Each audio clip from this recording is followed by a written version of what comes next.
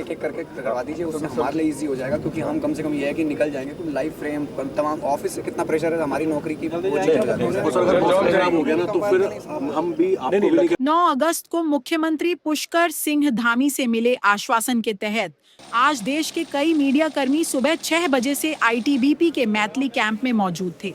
कहा गया था कि सरकार की ओर से हेलीकॉप्टर की मदद से उन्हें धराली भेजा जाएगा, लेकिन सुबह से दोपहर 1 बजे तक इंतजार के बावजूद उड़ान की व्यवस्था नहीं हो पाई।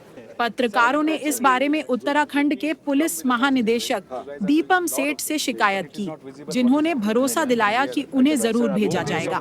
हालांकि दिन बीतने तक यह संभव नहीं हो सका और मीडिया प्रतिनिधियों को निराश होकर लौटना पड़ा। प्रशासन का कहना है कि हेलीकॉप्टर संचालन में प्राथमिकता बचाव और राहत कार्यों को दी जा रही है, जबकि मौसम की खराबी ने भी उड़ान कार्यक्रम को प्रभावित किया। सवाल अब यह है कि धराली में ऐसा क्या है जिसे मीडिया की नजरों से दूर रखा जा रहा है, या फिर यह केवल आपदा प्रबंधन की जमीनी चुनौतियों का नतीजा है।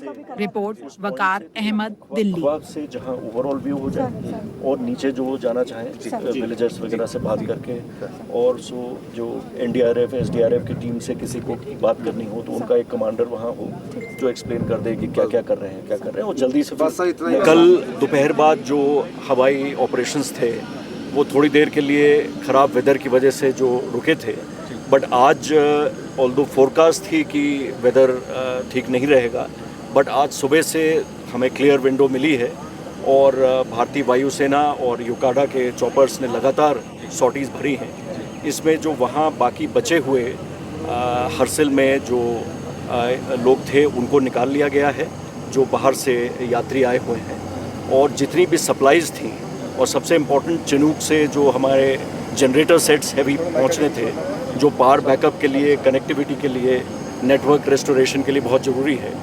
और आज की एक और मेजर अपडेट ये रही कि सप्लाईज़ बहुत बड़ी संख्या में जो राहत सामग्री है, जो ड्राई राशंस हैं और जो अन्य आवश्यक चीज़ें हैं, मेडिसिन्स हैं, ये सभी जो है वो आज पहुंचा दी गई हैं और धराली के लोगों तक डिस्ट्रीब्यूट की जा रही हैं। हमारे सीनियर ऑफिसर्स मौके पर भी और मातली में यहाँ लगातार कोऑर्डिनेशन बनाए हुए हैं और हम लोग भी इसको लगातार मॉनिटर कर रहे हैं।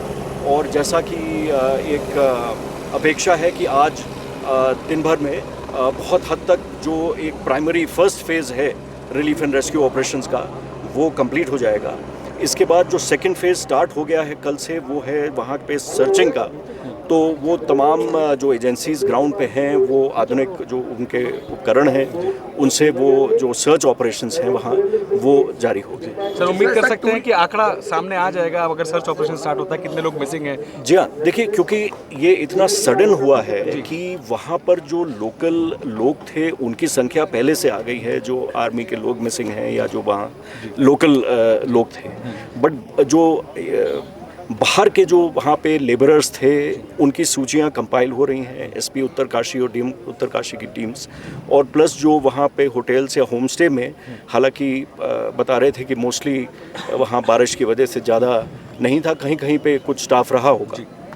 तो ये हमारे लिए भी इम्पोर्टेंट है कि ये फिगर्स जितनी जल्दी क्लियर होती जाएं, और ज़िला प्रशासन इस ओर पूरी प्रयास कर रहा है। टूरिस्ट को निकाल लिया गया पूरी तरीके से, जो टूरिस्ट थे जिनकी आपने लिस्ट तैयार की थी, क्या वो पूरा हो चुका है? जी, वो मुझे अभी इन्फॉर्म किया गया है कि आज सुबह की सॉर्टीज से जितने भी वहाँ बचे हैं और बाकी 1-2 सॉर्टीज से एटलीस्ट जो हमारा प्राइमरी जो टास्क था जो यात्रियों को बाहर निकालने का वो कंप्लीट हो जाए। सर वो लोग तो सब आ चुके हैं यहाँ पे, ज़्यादातर लोग आ चुके हैं, बाकी लोग जो बचे हुए हैं क्या लगता है आज वो कंप्लीट हो जाएगा? वो लोग यहाँ आ जाएंगे? जी, प्रयास पूरा है। अब वेदर साथ देगा तो वो भी कंप्लीट हो जाएगा। वो लोग जो वहाँ के लोकल हैं जो यहाँ आना चाह रहे हैं, और बाकी तो आप लोग जितनी जल्दी आप पहुँचेंगे वहाँ आप खुद देखेंगे। सर रोड कनेक्टिविटी कब तक हो जाएगी, क्या एक्सपेक्टेड है सर?